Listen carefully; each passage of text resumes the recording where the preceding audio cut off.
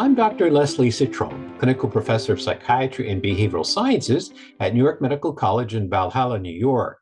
The topic is the accurate recognition of people who would benefit from LAI antipsychotic therapy. Who's on first? Well, let's base our decision on evidence-based medicine, which is actually patient-centered care. If we think about it, EBM consists of using our clinical judgment together with our patients' values and preferences and incorporating relevant scientific evidence. It means using our brains and our patients' brains, as well as keeping up with new information and making sense of it. Research tells us that the evidence for LAIs is overwhelming, actually. Studies have consistently demonstrated the importance of continuous medication treatment for people with schizophrenia in order to minimize the risk of relapse. That sounds pretty obvious, and it's actually replicated many, many times in research.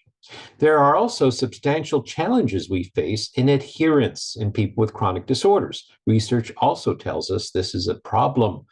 We have superior overall effectiveness of long-acting injectables compared to oral medicines, and that we have from research as well. You may not know that caregivers may actually prefer long-acting injectables, and so do patients, provided they're offered this means of treatment.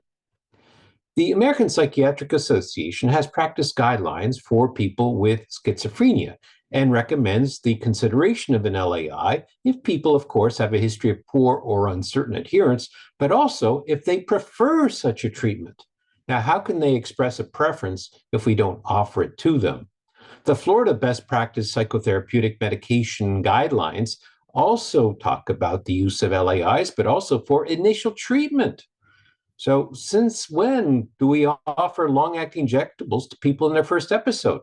Perhaps we should, and that may lead to better outcomes long-term.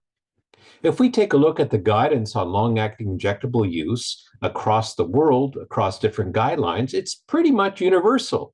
We need to consider it for a first episode. We certainly can use it for maintenance treatment. We'll use it for those who are not adherent, but we'll also consider patient preference. Let's take a look at one example of how long-acting injectable antipsychotics can help. Here's a study that included over 75,000 patients hospitalized with schizophrenia over a 10-year period. LAIs reduced readmission rates by 29% compared with oral medication in the real world.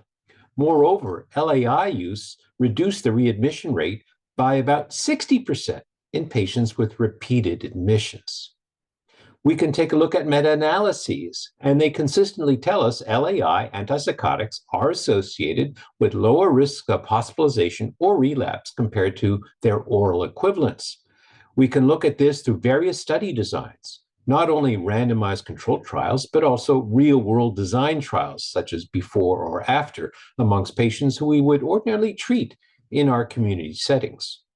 We can take a look at first episode or first hospitalization. LAIs lower the risk of rehospitalization after the first hospitalization for schizophrenia based on a nationwide cohort in Finland. The adjusted hazard ratio, 0.36, is actually very impressive in terms of reduction of risk compared to oral medication. 0.36, that's a very important number. Let's take a look at a prospective trial next. Taking a look at prospective and randomized, I should say.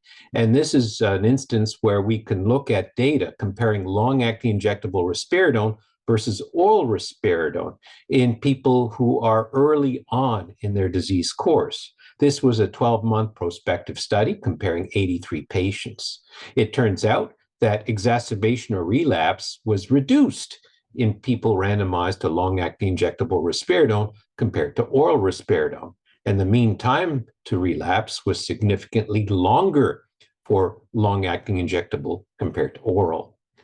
The consensus is that we should use LAIs in a broader array of patients, including patients with poor insight, those who are homeless or have unstable housing situations, history of multiple hospitalizations, but also if they prefer such a treatment.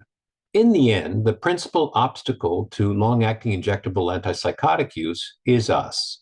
We're not offering it to as many patients as we should, or earlier on in the disease course. I hope this has been helpful to you and you'll be considering long-acting injectables for your patients.